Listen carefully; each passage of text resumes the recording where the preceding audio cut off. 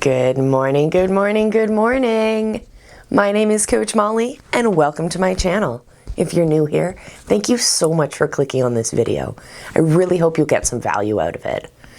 And I also hope that you hit that subscribe button, that bell icon, and take a chance on pushing yourself forward. Here at Three Pines Leadership, we strive for balance in all aspects of our life. And we know that each of us has a gift, a light to shine on the world. Maybe you haven't uncovered your gift, or maybe you're the one standing in the way of shining your light on the world. But either way, regardless, if you want to change the world for the better, this is the place for you. Welcome to another Pump Up.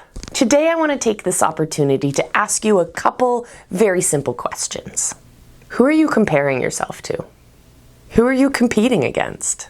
Seriously, in the last 24 hours, who have you compared yourself to?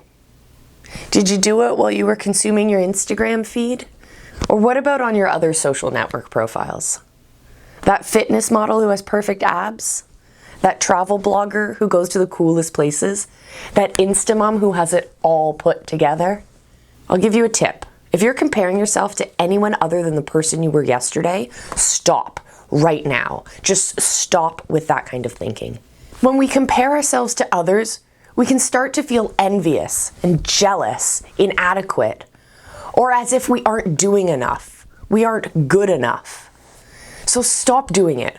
Put the device down, go hug your kids, go look in the mirror and tell yourself you're beautiful, go outside and spend some time in a forest.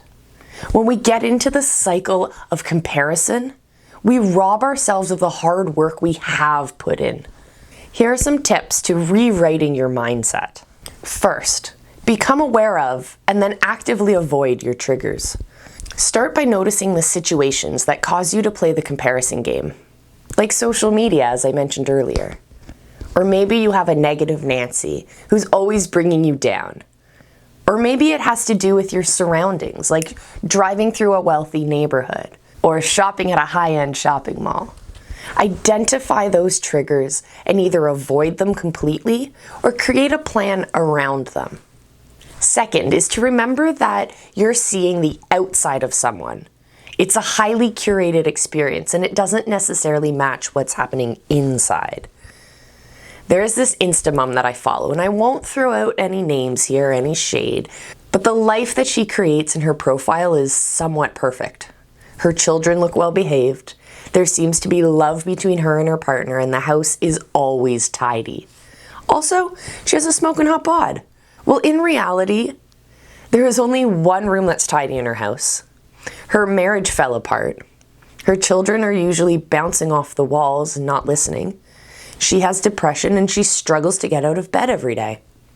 Her outside appearance on social media doesn't match the reality that she's living. So stop comparing yourself to that. Thirdly, remember that money doesn't buy happiness. Oh, don't get me wrong, I've argued the opposite for many years, but when it comes to the comparison game, it's completely true. You cannot buy happiness. Money and things provide temporary boosts of joy, but they will inevitably fade. Also, don't compare yourself to the kid with that fancy car.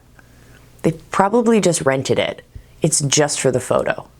My fourth tip is about the words we use.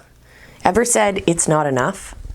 I want you to remove that phrase entirely from your vocabulary, and I want you to replace it with, "I am grateful for." Remind yourself daily of what you have, of what is great in your life. And finally, if you absolutely have to compare yourself, you can do two things. Number one is that you can compare yourself to yourself. I do this every day when I go to the gym. I compare the effort I put in, the results I get, and the overall feeling of my workout to how I did yesterday, or last week, or last month. And this way I'm pushing myself to be better than I was before, always improving. The other way is to strive for excellence by using others as your guide. For example, do you know someone who is a great example of grace or kindness? That person then becomes your guide, the benchmark you'd like to achieve. But understand that you do it in your own way.